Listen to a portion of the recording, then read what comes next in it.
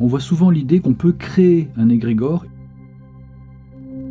qu'il s'agit d'exercer sa volonté sur des puissances invisibles en vue d'obtenir des résultats. Il n'aura pas à sortir de ses contraintes.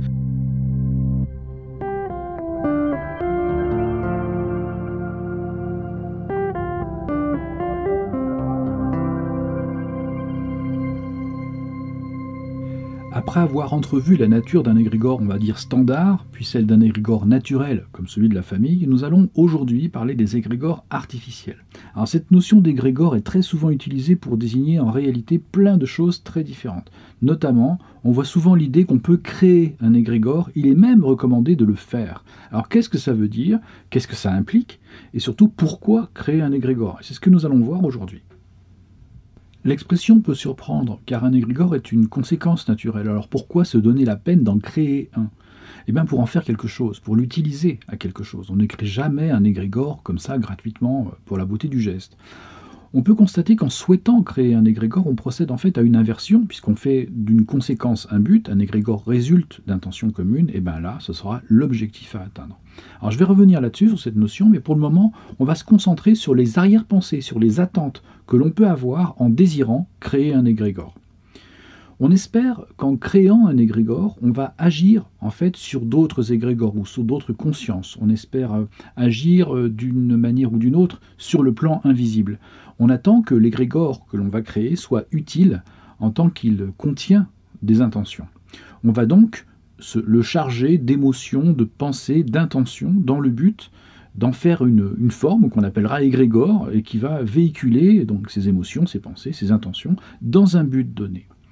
En fait, on est très proche d'une volonté magique. Et en effet, il s'agit très précisément de magie, puisqu'il s'agit d'exercer sa volonté sur des puissances invisibles en vue d'obtenir des résultats, ce qui est sensiblement la définition de la magie. Si on appelle cette création un égrégore, c'est que le principe est de se concentrer à plusieurs personnes unies par les mêmes intentions. Et puisque c'est ainsi qu'un égrégore est généré, alors si on fait comme ça, si on concentre nos intentions, alors on estime que l'on va créer un égrégore. Et nombre d'ésotéristes ou d'occultistes foncent dans ce projet en pensant bien faire, en pensant qu'ils vont agir sur des plans invisibles parce que ils ont plein de bonnes intentions, qu'ils ont la connaissance ne serait-ce que du terme égrégore, et à leurs yeux, c'est le projet qu'il faut mener, et il faut le mener de cette façon-là. On veut générer une entité qui aura une utilité particulière, on va appeler ça égrégore. Sauf donc qu'un égrégore est une conséquence comparable à une ombre, à un reflet de quelque chose d'existant, et dans ce cas particulier, sa nature essentiellement passive d'un égrégore devient du coup active. Cette force que l'on veut créer est porteuse d'un projet. Et je reviens sur l'inversion que je mentionnais tout de suite, parce qu'en fait, ce n'est pas un égrégore que l'on crée. Cette création magique par nature n'est pas un égrégore. L'expression créer un égrégore est un oxymore en fait. Vous comprenez? On confond avec une autre réalité invisible. Mais alors, de quelle réalité invisible s'agit-il? Pour tenter de discerner, on va récapituler. Une entité volontairement créée et n'est plus une conséquence naturelle, qui sera mise en avant au lieu d'être en arrière-plan, et qui sera non pas laissée libre et naturelle, qui va évoluer selon les actions du groupe, enfin des membres du groupe, avec une fonction de régulation ou de réservoir, mais cette entité sera contrainte, elle sera réduite à faire certaines fonctions qui seront prédéfinies, à l'exclusion de toute autre, dès sa création arbitraire. Cette chose est créée pour être utile. En fait, ce genre d'entité est créé par certains mages pour leur usage personnel le plus souvent. Ça s'appelle un serviteur invisible ou un serviteur magique, pas un égrégore. Comme le mot est devenu très à la mode, on va appeler des serviteurs invisibles ou des créations magiques des égrégores, qui eux sont des conséquences naturelles.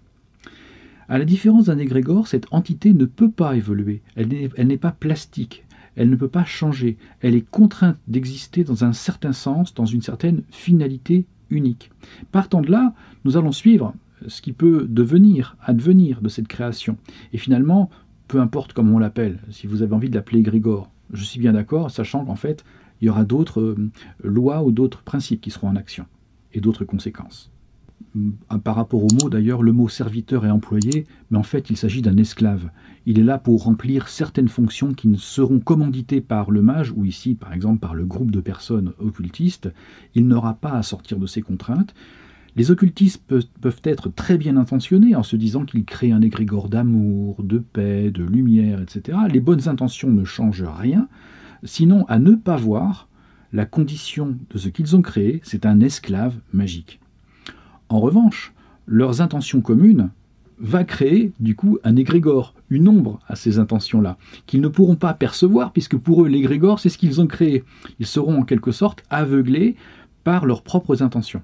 Et de fait, la créature magique va s'interposer à leur perception de l'égrégore qui existe tout de même. Vous comprenez? Bon, c'est un peu subtil, mais c'est très important de comprendre cette différence. Il y a à la fois un égrégore, mais aussi ce qu'ils pensent en être un, mais qui est en réalité autre chose.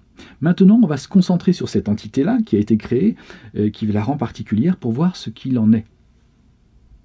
Alors, tout comme un égrégore, cette entité doit être alimentée. Et de leur côté, les occultistes savent qu'il faut nourrir cet égrégore, donc qui est en fait un esclave, et qu'ils perçoivent comme un égrégore. Ils sont d'accord avec cette idée qu'il faut nourrir la bête. Ils ont même créé cette entité pour qu'elle soit nourrie afin d'aller dans un certain sens, d'agir et que ça leur soit utile. Donc le serviteur magique sera alimenté d'intentions et sous-tendu par la volonté que eux ils polarisent sur cette entité, qui est donc déléguée à l'accomplissement de leur projet. Et ce qui aura pour effet de lui donner à cette entité-là de la force, de la vigueur, de pousser à agir dans le sens pour lequel elle a été créée. Et plus l'esclave est nourri, plus il lui faut de l'énergie mentale, émotionnelle. Et il œuvrera inlassablement dans le sens pour lequel il est obligé d'aller. Notons que les occultistes pourraient très bien s'occuper du même projet, amour, paix, je ne sais quoi, lumière, sans passer par des forces occultes.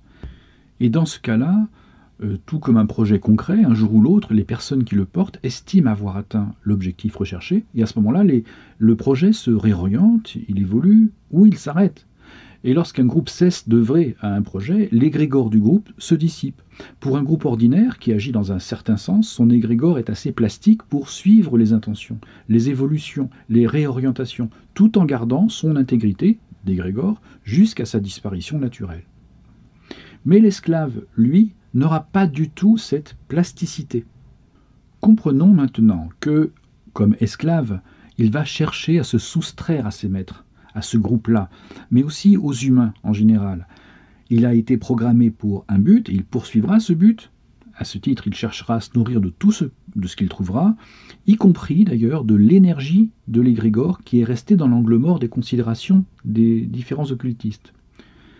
Lorsque ça arrive, lorsque l'esclave se nourrit de l'énergie de l'égrégore, ça entraînera concrètement l'éclatement du groupe de personnes. Et les dissensions vont survenir, les gens ne se comprennent plus, se disputent, et les disputes se multiplient, et le groupe finalement finit par se désagréger et se dissoudre. Puisque l'égrégore, qui était le réceptacle du groupe, est consommé et mangé, les gens ne se retrouvent plus du tout dans cette même appartenance. Donc vous voyez, l'inversion dont je parlais tout à l'heure se retrouve à ce moment-là. L'égrégore étant bouffé, les gens retrouvent leur indépendance. Cette situation correspond au projet que porte l'esclave. Il consiste à s'échapper. Et est-ce que vous comprenez maintenant mieux la différence qu'il y a entre ces deux types d'entités? Alors j'avance un petit peu. Donc le serviteur magique n'aura de cesse que de se rebeller, de vouloir sortir de sa condition d'esclave.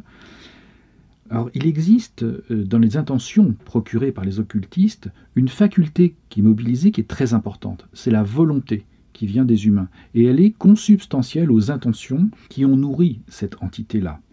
La créature magique, nourrie de cette volonté, développe une détermination de plus en plus forte, et cette détermination n'a pas à voir avec le projet auquel elle est assignée. Ce projet, même si donc c'est de l'amour, la paix, de la lumière, eh bien, c'est une prison de laquelle cette créature veut sortir. Cette créature œuvre pour l'amour, la paix, sous contrainte. Et donc, encore une fois, peu importe les intentions bonnes ou mauvaises ou la fonction que chercherait à faire remplir cet égrégore ou serviteur invisible de la part des occultistes. Comme on l'a vu, cette évasion, cet échappatoire peut peut survenir assez naturellement lorsque l'esclave se nourrit de l'énergie de l'égrégore du groupe. Mais l'esclave peut aussi agir de façon différente, par exemple en refusant de servir ses maîtres lorsque sa volonté dépasse celle des occultistes, une fois qu'il s'est bien gavé de cette volonté-là. Il peut aussi, par exemple, saboter ce qui lui est demandé tout à fait délibérément, par malice, mais il peut aussi tenter de se faire oublier. Un jour ou l'autre, en tout cas, il parviendra à s'échapper, ce soit au bout de quelques heures, quelques semaines, années et éventuellement quelques décennies. Peu importe les échelles de temps, quand je vous dis quelques décennies, ça font presque le temps d'une vie. Du point de vue humain, ça paraît très long, du point de vue d'un égrégore, en fait, il prendra le temps qu'il faut. Il s'agira pour cette créature magique d'exercer sa volonté, mais de manière libre et indépendante de ses créateurs. Et en fait, elle va faire une chose, c'est qu'elle va se retourner contre eux, et à défaut, elle va se retourner contre les humains en général, ceux qui l'ont nourrie et dont elle va être proche sur le plan de la sensibilité ou de la perception, puisqu'elle a été alimentée essentiellement par ces représentations-là. Alors il ne s'agit pas d'un démon, et là encore, il ne faut pas confondre la nature des entités invisibles, mais il s'agit d'une création bien humaine. Si vous voulez, la différence, j'y reviendrai dans un autre entretien, mais il y en a un qui est d'origine spirituelle, c'est le démon, et puis l'autre, c'est l'origine psychique, c'est la créature magique, là. Mais cette création bien humaine, elle va échapper totalement au contrôle humain, puisqu'elle veut suivre sa propre vie, ou avoir conscience d'elle-même, c'est ce vers quoi elle va tendre, et elle devient bien souvent hostile aux humains. Mais là, on sort vraiment de l'entretien, parce que le but d'aujourd'hui, en fait, c'était essentiellement de souligner que la création d'égrégores repose sur plusieurs erreurs successives, et c'est toujours funeste à la fin. Je voulais aujourd'hui surtout souligner que ces erreurs ont surtout des conséquences. Et des conséquences qui ne sont pas du tout celles qu'imaginent les gentils occultistes débutants ou chevronnés. Donc ceux qui disent créer des égrégores ou vouloir en créent en réalité des esclaves magiques qui un jour ou l'autre échapperont à leur contrôle. Ça peut prendre du temps, mais c'est inévitable. Et alors ces entités rejoignent un plan d'existence qui est hostile aux humains. Quant aux créateurs ou à leurs successeurs, ils vont en subir les conséquences sur le plan occulte. Ça aussi, on y reviendra. Mais une telle volonté de créer des égrégores a des conséquences immanquablement hostiles, funestes. Et comme on le constate, la notion d'égrégore demande quelques éléments de discernement que l'occultisme, si je puis dire, occulte, ne veut pas dévoiler ou ne peut pas dévoiler, soit par idéologie, par posture, quitte à s'exposer à des risques complètement inconsidérés, mais parfois en ayant parfaitement conscience de courir ces risques. Ça aussi c'est un problème, on y reviendra. À bientôt, allez, salut.